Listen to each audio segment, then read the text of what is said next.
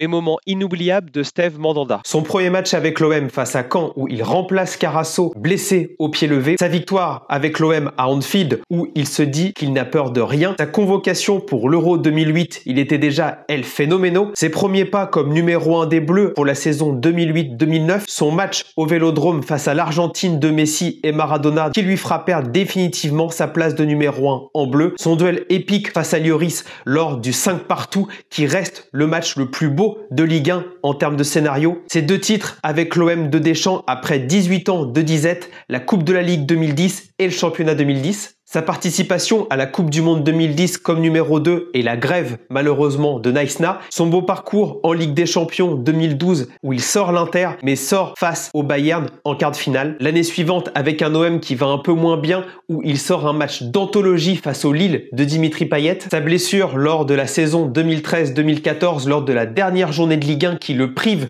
de la Coupe du Monde 2014 au Brésil. Ses matchs incroyables avec l'OM de Bielsa 2014-2015 mais également avec l'OM moribond 2015-2016 de Mitchell, son passage raté à Crystal Palace où il n'a pas su s'adapter au football anglais, son retour à l'OM où il se blesse pendant la saison, Yohan Pelé fait le boulot en Europa League et il joue la finale de l'Europa League. Malheureusement, on retient sa passe malheureuse pour Anguissa qui perd le ballon lors de ce match. Son premier match de Coupe du Monde face au Danemark, totalement soporifique, mais un match dans l'épopée glorieuse de Russie. Sa saison 2018-2019, on le voit grossir au fur et à mesure, on se dit qu'il a un peu trop profité, mais heureusement en juin 2019, il y a la cure d'amaigrissement à Merazzano qui le voit transfiguré pour le début 2019-2020. Après le Covid, il y a cette victoire d'anthologie face au PSG au Parc des Princes 1-0 de la part de l'OM où il sort un superbe match. Ensuite, sa cohabitation difficile avec Paolo Lopez sous Sampaoli